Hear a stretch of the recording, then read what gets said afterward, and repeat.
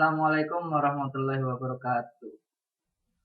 Pertama-tama, marilah kita panjatkan puji syukur kehadirat Allah Subhanahu wa Ta'ala yang telah memberikan rahmat dan karunia-Nya, serta tidak lupa kepada Nabi besar Muhammad Sallallahu Alaihi Wasallam yang telah memberikan jalan kebenaran dan semoga kelak kita mendapatkan syafaat.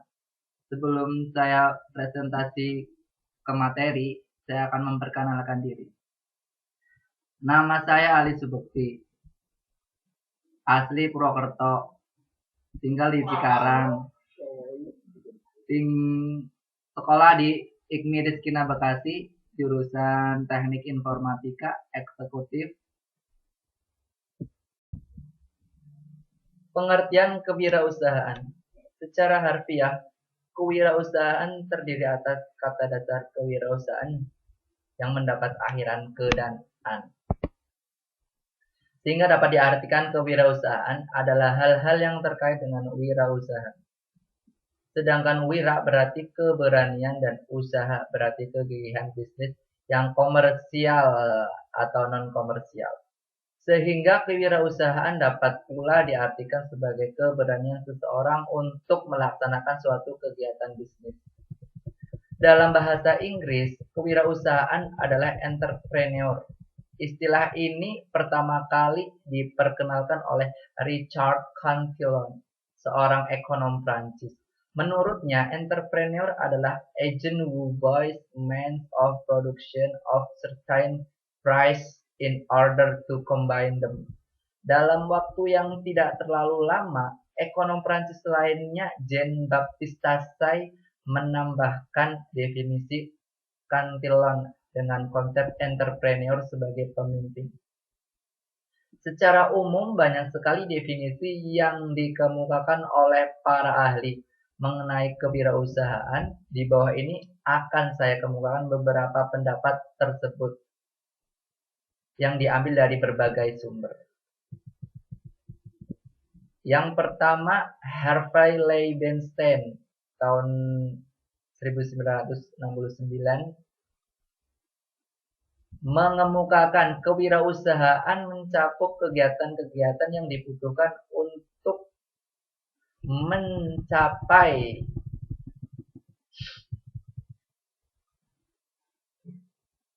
menciptakan atau melaksanakan perusahaan pada saat semua pasar belum terbentuk atau belum teridentifikasi dengan jelas atau komponen fungsi produksinya belum diketahui sepenuhnya. Yang kedua, Penrose tahun 1963. Kegiatan kewirausahaan mencakup identifikasi peluang-peluang di dalam sistem ekonomi. Kapasitas atau kemampuan manajerial berbeda dengan kapasitas kewirausahaan. Yang ketiga, Frank Knight tahun 1921. Kewirausahaan mencoba untuk memprediksi dan menyikapi perubahan pasar. Definisi ini menekankan pada peranan wirausahawan dalam menghadapi ketidakpastian pada dinamika pasar. Seseorang wirausahawan disyaratkan untuk melaksanakan fungsi-fungsi manajerial mendasar seperti pengarahan dan pengawasan. Tujuan kewirausahaan. Seorang sosiolog bernama David McClelland mengemukakan bahwa apabila sebuah negara ingin menjadi makmur, minimal sejumlah 2% dari persentase keseluruhan penduduk di negara tersebut menjadi wirausahawan. Indonesia sendiri sampai saat ini menurun. Menurut riset, jumlah penduduk yang menjadi wirausaha baru sekitar 0,18%. Menurut informasi yang saya baca di internet. Mengherankan apabila saat ini kondisi perekonomian Indonesia tertinggal jauh dari negara-negara tetangga, yaitu Singapura yang memiliki persentase wirausaha sebesar 7%. Malaysia 5%, Cina 10%. Apalagi jika harus dibandingkan dengan negara adidaya Amerika Serikat yang hampir 13% penduduknya menjadi wirausahawan. Maka dari itu, dengan ditumbuh kembangkannya pengetahuan seputar kewirausahaan akan membangkitkan semangat masyarakat Indonesia, khususnya generasi muda atau mahasiswa, untuk ikut menciptakan lapangan kerja dengan berwirausaha, tidak hanya mencari kerja. Dengan dilandasi semangat nasionalisme bahwa bangsa Indonesia harus mampu bersaing di kancah percaturan perekonomian dunia, maka akan banyak mahasiswa yang bermotivasi untuk meningkatkan kualitas dirinya dan mencetuskan ide-ide kreatif dalam bidang kewirausahaan yang berdaya saing tinggi. Mengapa dengan semakin banyak wirausahawan di suatu negara akan meningkatkan daya saing negara tersebut? Jawabannya saya kira cukup jelas. Pertama, sebuah negara yang memiliki wirausahawan banyak tentunya akan mendapatkan penghasilan yang besar dari sektor pajak atas kegiatan ekonomi yang mereka lakukan. Coba bayangkan, apabila suatu negara terlalu banyak pegawai negeri sipil yang kurang atau bahkan tidak produktif, maka mereka setiap bulan memakan anggaran negara untuk menggaji mereka. Namun sumbangsih mereka pada perekonomian nasional sangat minim baik dari segi pajak maupun tingkat konsumsi.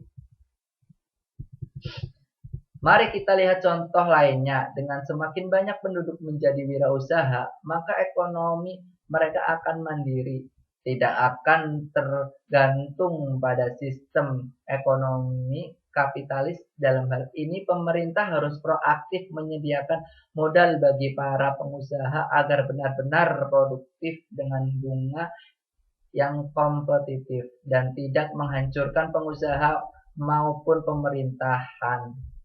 Hasil keuntungan usaha mereka akan disimpan di bank-bank dalam negeri, sehingga perputaran uang semakin lancar.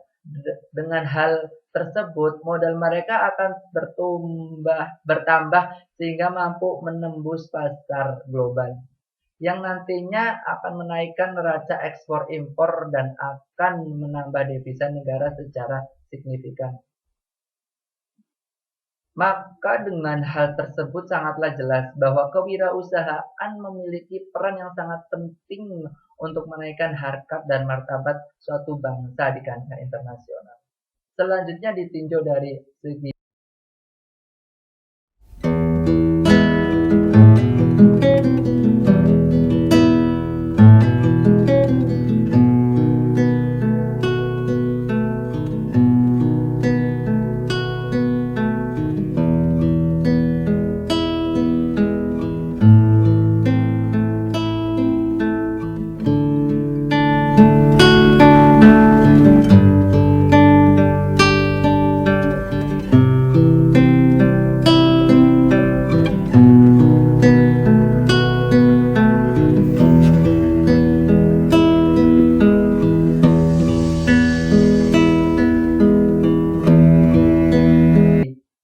GPN atau Gross National Product, apabila semakin banyak uang yang dihasilkan oleh putra-putri bangsa Indonesia karena berwirausaha, maka uang yang dihasilkan berpeluang semakin besar.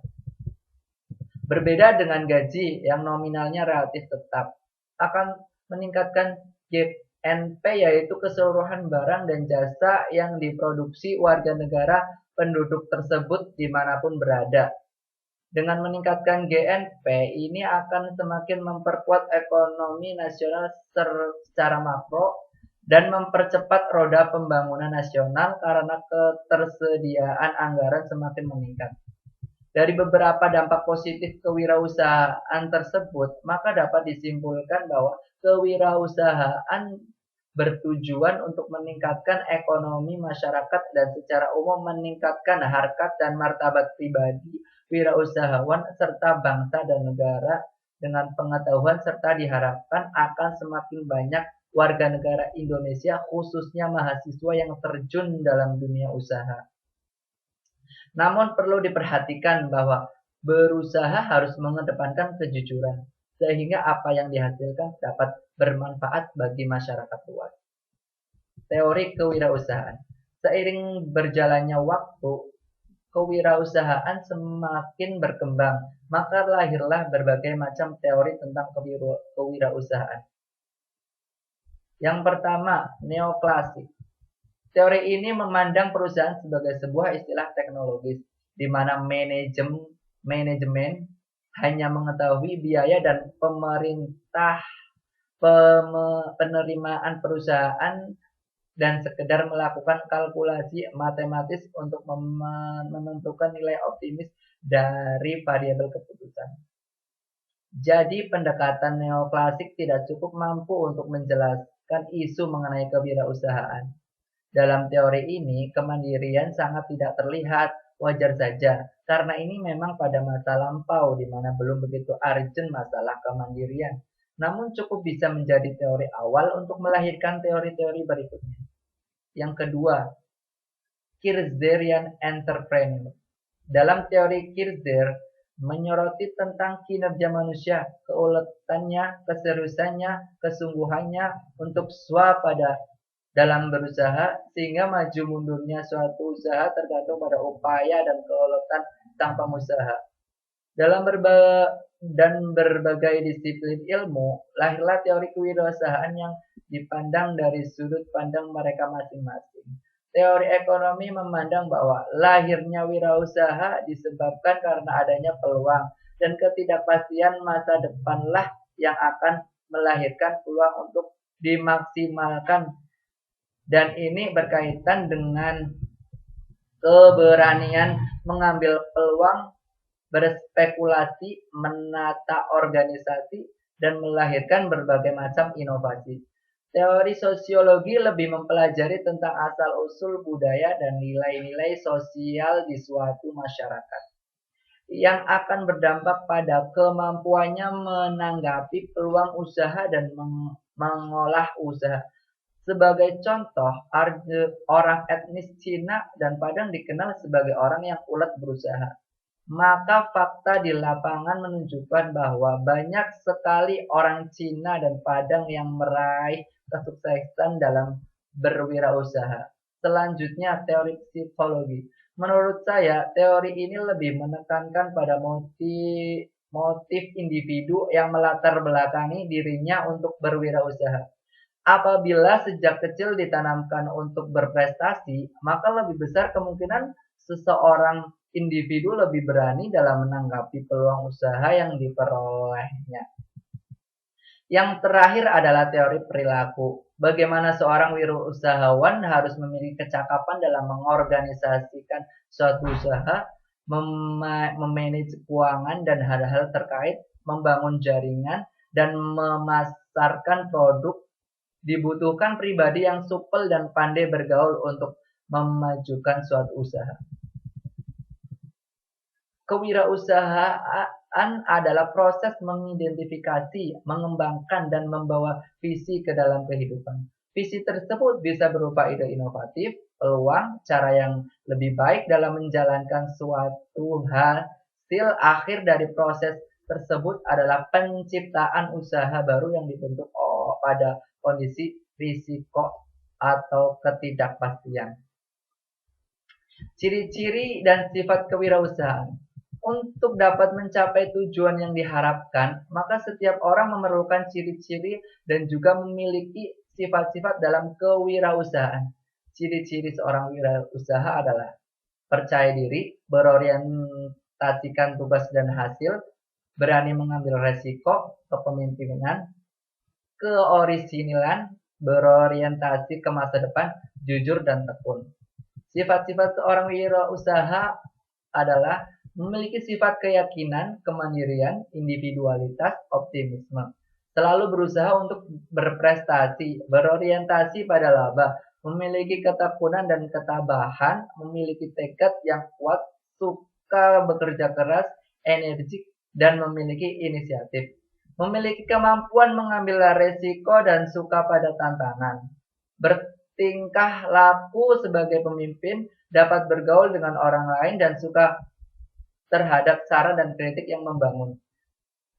Memiliki inovasi dan kreativitas tinggi, fleksibel, serta bisa dan memiliki jaringan bisnis yang luas. Memiliki persepsi dan cara pandang yang berorientasi pada masa depan. Memiliki keyakinan bahwa hidup itu sama dengan kerja keras. Tahap-tahap kewirausahaan. Secara umum, tahap-tahap kewirausahaan adalah satu, tahap memulai. Tahap di mana seorang yang berniat untuk melakukan usaha mempersiapkan segala sesuatu yang diperlukan, diawali dengan melihat peluang usaha baru yang mungkin, apakah membuka usaha baru, melakukan akuisisi, atau melakukan freshing. Tahap ini juga memiliki jenis usaha yang akan dilakukan, apakah di bidang pertanian, industri, atau jasa. Yang kedua, tahap melaksanakan usaha. Dalam tahap ini, seorang wirausahawan mengelola berbagai aspek yang terkait dengan usahanya, mencakup aspek-aspek pembiayaan, SDM, kepemilikan, organisasi, kepemimpinan yang meliputi bagaimana mengambil resiko dan mengambil keputusan.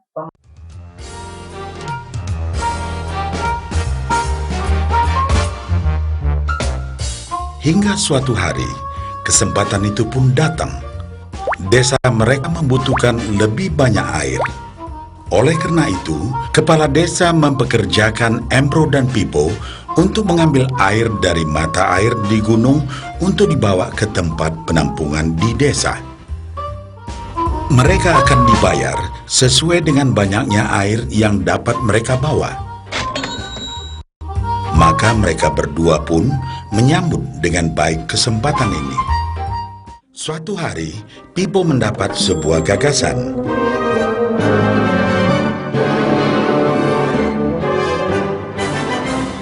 Ia berniat membangun sebuah saluran pipa yang akan mengalirkan air dari mata air langsung ke tempat penampungan air di desa. Dengan saluran pipa tersebut, ia akan mendapat lebih banyak air tanpa perlu lagi membawa ember ke mata air. Ia sangat antusias dengan gagasannya ini.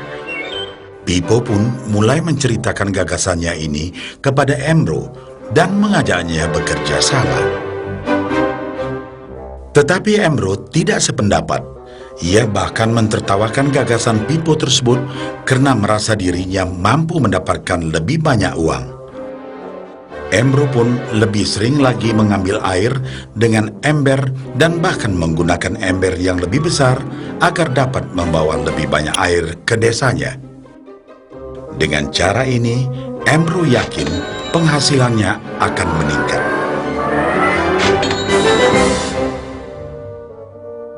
Pipo akhirnya memutuskan untuk mewujudkan sendiri gagasannya itu. Dia mengerti bahwa tidaklah mudah untuk membangun dan menyelesaikan saluran pipa tersebut. Dibutuhkan beberapa tahun untuk bisa menyelesaikan dan menikmati hasilnya. Sementara itu, penghasilan Embro telah meningkat 2 kali lipat. Ia sudah berhasil membeli sapi dan memiliki gubuk baru yang lebih besar.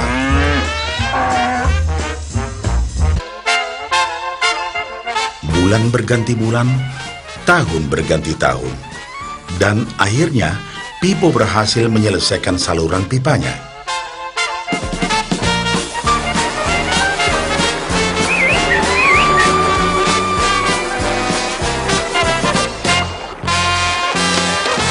Kini, tanpa perlu bersusah payah mengangkat ember, Pipo akan mendapat lebih banyak uang berkat air yang terus mengalir memenuhi tong-tong air di tempat penampungan.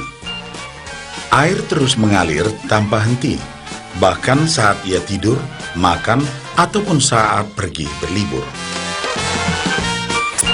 Pipo pun puas dan bangga. Berkat tekad dan kerja keras, kini penghasilannya pun mengalir tiada henti seiring aliran air di saluran pipanya.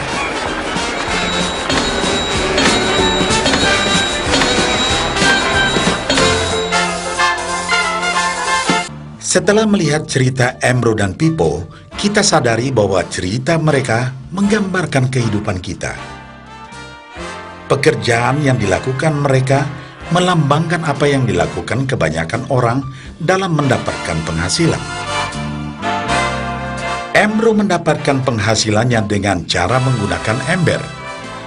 Ia harus pulang pergi mengisi embernya dari mata air ke desa untuk ditukarkan dengan uang. Untuk meningkatkan penghasilan, yang dilakukan Emro adalah dengan cara lebih rajin pergi ke mata air dan juga memperbesar ukuran embernya. Dalam kehidupan yang nyata, sangatlah normal kalau kita ingin meningkatkan penghasilan, kita harus bekerja lebih keras.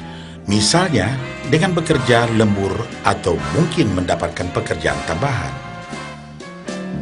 Kita juga dapat memperbesar ember kita, yaitu dengan menerima posisi pekerjaan yang lebih tinggi. Sebagian besar dari kita menukarkan waktu kita untuk mendapatkan uang. Seperti juga Emro, kita pun memiliki waktu yang terbatas untuk dibarterkan menjadi uang. Dan kita tahu, setiap orang pemasaran dan melakukan evaluasi. Ketiga, tahap mempertahankan usaha. Tahap ini tahap di mana wirausahawan berdasarkan hasil yang telah dicapai melakukan analisis perkembangan yang dicapai untuk ditindaklanjuti sesuai dengan kondisi yang dihadapi. Yang keempat, tahap mengembangkan usaha. Tahap ini di mana jika hasil yang diperoleh tergolong positif atau mengalami perkembangan atau dapat bertahan, maka perluasan usaha menjadi salah satu pilihan yang mungkin diambil. Sikap wirausaha. Dari daftar ciri dan sikap watak seorang wirausahawan di atas, dapat kita identifikasi sikap seorang wirausahawan yang dapat diangkat dari kegiatannya sehari-hari sebagai berikut. Yang pertama, disiplin. Dalam melaksanakan kegiatannya, seorang wirausahawan harus memiliki kedisiplinan yang tinggi. Arti dari kata disiplin ini sendiri adalah ketepatan komitmen wirausahawan terhadap tugas dan pekerjaannya. Ketepatan yang dimaksud bersifat menyeluruh, yaitu ketepatan terhadap waktu, kualitas pekerjaan, sistem kerja dan sebagainya. Ketepatan terhadap waktu dapat dibina dalam diri seseorang dengan berusaha menyelesaikan pekerjaan sesuai dengan waktu yang direncanakan. Sifat sering menunda pekerjaan dengan berbagai macam alasan adalah kendala yang dapat menghambat seorang wirausahawan meraih keberhasilan. Kedisiplinan terhadap komitmen akan kualitas kerjaan dapat dibina dengan ketaatan wirausahawan akan komitmen tersebut. Wirausahawan harus taat azas. Hal tersebut akan dapat tercapai jika wirausahawan memiliki kedisiplinan yang tinggi terhadap sistem kerja yang telah ditetapkan. Ketaatan wirausahawan akan kesepakatan-kesepakatan yang dibuatnya adalah contoh dari kedisiplinan akan kualitas pekerjaan dan sistem kerja. 2. Komitmen tinggi. Komitmen adalah kesepakatan mengenai suatu hal yang dibuat oleh seseorang, baik terhadap dirinya sendiri maupun orang lain dalam melaksanakan kegiatannya. Seseorang wirausahawan harus memiliki komitmen yang jelas, terarah dan bersifat progresif. Komitmen terhadap dirinya sendiri dapat dibuat dengan identifikasi cita-cita, harapan, dan target-target yang direncanakan dalam hidupnya. Sedangkan contoh komitmen wirausahawan terhadap orang yang terutama konsumennya adalah pelayanan prima yang berorientasi pada keputusan konsumen, kualitas produk yang sesuai dengan harga produk yang ditawarkan, penyelesaian bagi masalah konsumen, dan sebagainya. Seseorang wirausahawan yang teguh menjaga komitmennya terhadap konsumen akan memiliki nama baik di mata konsumen yang akhirnya wirausahawan tersebut akan mendapat kepercayaan dari konsumen dengan dampak pembelian terus meningkat sehingga pada akhirnya tercapai target perusahaan yaitu memperoleh laba yang diharapkan. Yang ketiga, jujur. Kejujuran merupakan landasan moral yang kadang-kadang dilupakan oleh seorang wirausahawan. Kejujuran dalam berperilaku bersifat kompleks. kejujuran mengenai karakteristik produk yang ditawarkan, kejujuran mengenai promosi yang dilakukan, kejujuran mengenai pelayanan penjualan yang dijanjikan untuk, dan kejujuran mengenai segala kegiatan yang terkait dengan penjualan produk yang dilakukan oleh wirausahawan. Yang keempat, kreatif dan inovatif.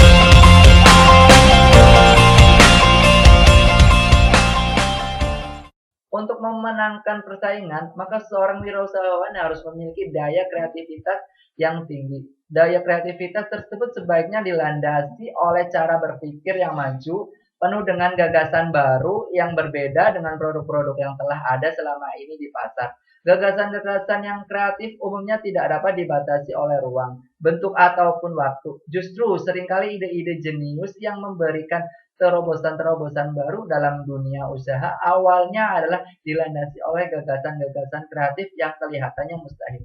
Kelima, mandiri. Seseorang dikatakan mandiri apabila orang tersebut dapat melakukan keinginan dengan baik tanpa adanya ketergantungan pihak lain dalam mengambil keputusan dan atau tindakan, termasuk mencukupi kebutuhan hidupnya tanpa adanya ketergantungan dengan pihak lain. Kemandirian merupakan sifat mutlak yang harus dimiliki oleh seorang wirausahawan. Pada prinsipnya, seorang wirausahawan harus memiliki sikap mandiri dalam memenuhi kegiatan usahanya. Yang keenam, realistis. Seorang dikatakan realistis bila orang tersebut mampu menggunakan fakta sebagai landasan berpikir yang rasional dalam setiap pengambilan keputusan maupun tindakan atau perbuatan. Banyak seorang calon wirausahawan yang berpotensi tinggi, namun pada akhirnya mengalami kegagalan hanya karena wirausahawan tersebut tidak realistis, objektif, dan rasional dalam mengambil keputusan bisnisnya. Karena itu dibutuhkan kecerdasan dalam melakukan seleksi terhadap masukan-masukan atau sumbangsaran yang ada terkait erat dengan tingkat keberhasilan usaha yang sedang dirintis. Faktor-faktor kegagalan dalam wirausaha: tidak kompeten dalam manajerial, tidak kompeten atau tidak memiliki kemampuan dan pengetahuan mengelola usaha merupakan faktor penyebab utama yang membuat perusahaan kurang berhasil. Kurang berpengalaman baik dalam kemampuan mengkoordinasikan, keterampilan mengelola sumber daya manusia, maupun kemampuan mengintegrasikan operasi perusahaan. Kurang dapat mengendalikan keuangan. Agar perusahaan dapat berhasil dengan baik, faktor yang paling utama dalam keuangan adalah memelihara aliran kas, mengatur pengeluaran dan menerima secara cermat. Kekeliruan memelihara aliran kas menyebabkan operasional perusahaan dan mengakibatkan perusahaan tidak lancar. Gagal dalam perencanaan. Perencanaan merupakan titik awal dari suatu kegiatan. Sekali gagal dalam perencanaan, maka akan mengalami kesulitan dalam pelaksanaan. Lokasi yang kurang memadai. Lokasi usaha yang strategis merupakan faktor yang menentukan keberhasilan usaha. Lokasi yang tidak strategis dapat mengakibatkan perusahaan sukar beroperasi atau kurang efisien. Kurangnya pengawasan peralatan. Pengawasan erat berhubungan dengan efisiensi dan efektivitas. Kurang pengawasan mengakibatkan penggunaan alat tidak efisien dan efektif. Sikap yang kurang sungguh-sungguh dalam berusaha. Sikap yang setengah-setengah terhadap usaha dan akan mengakibatkan usaha yang dilakukan menjadi labil dan gagal. Dengan sikap setengah hati, kemungkinan gagal menjadi besar. Ketidakmampuan dalam melaksanakan peralihan atau transisi kewirausahaan. Kewirausahaan yang kurang siap menghadapi dan melakukan perubahan tidak akan menjadi wirausaha yang berhasil. Keberhasilan dalam berwirausaha hanya bisa diperoleh apabila berani mengadakan perubahan dan mampu membuat peralihan setiap waktu.